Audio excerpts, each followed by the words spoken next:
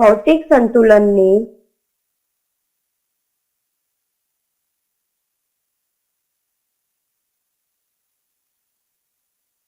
સામાન્ય લાક્ષણિકતાઓ.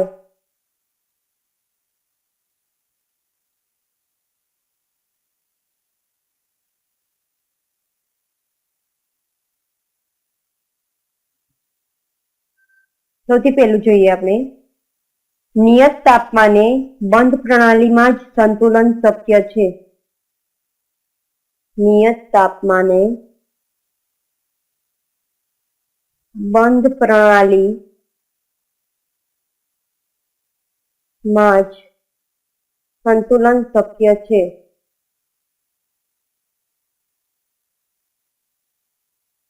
એટલે કે ખુલ્લી પ્રણાલી માટે સંતુલન શક્ય નથી. બીજું છે, પુરોગામી અને પ્રતિગામી પ્રક્રિયાઓ નો વેગ સરખો હોય છે. ભૌતિક સંતુલન વખતે પુરોગામી અને પ્રતિગામી પ્રક્રિયાઓનો વેગ સમાન હોય છે.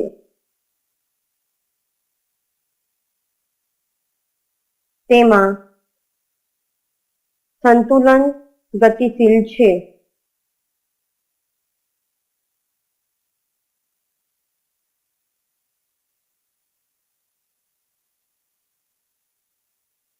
ત્રીજું છે, પ્રણાલીના માપન કરી શકાય તેવા બધા જ ગુણધર્મો અચળ રહે છે.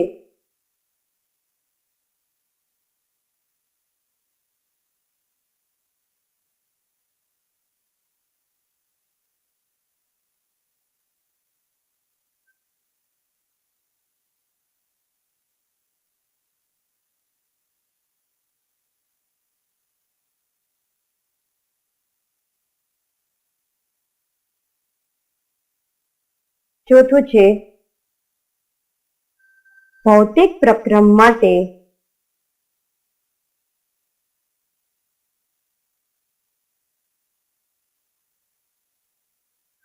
જ્યારે સંતુલન પ્રાપ્ત કરવામાં આવે છે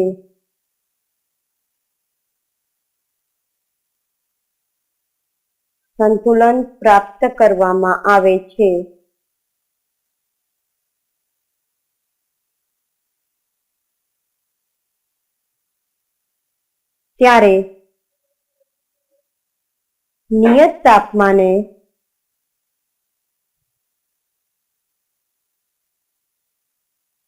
તેના પરિબળોમાંના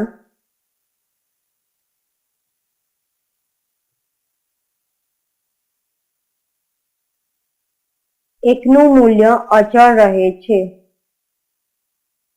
પરિબળોમાંના એકનું મૂલ્ય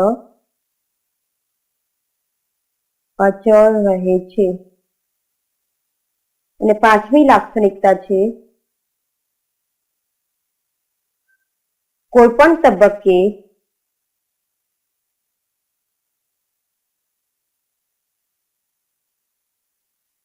આવી રાશિઓની માત્રા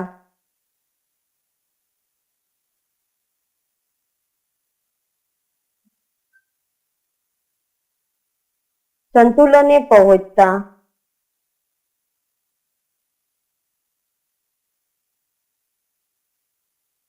પહેલા કેટલા અંશે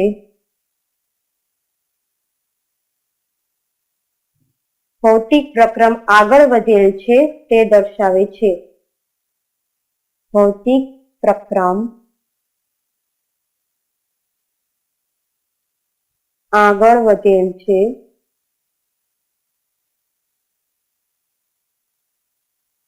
તે દર્શાવે છે.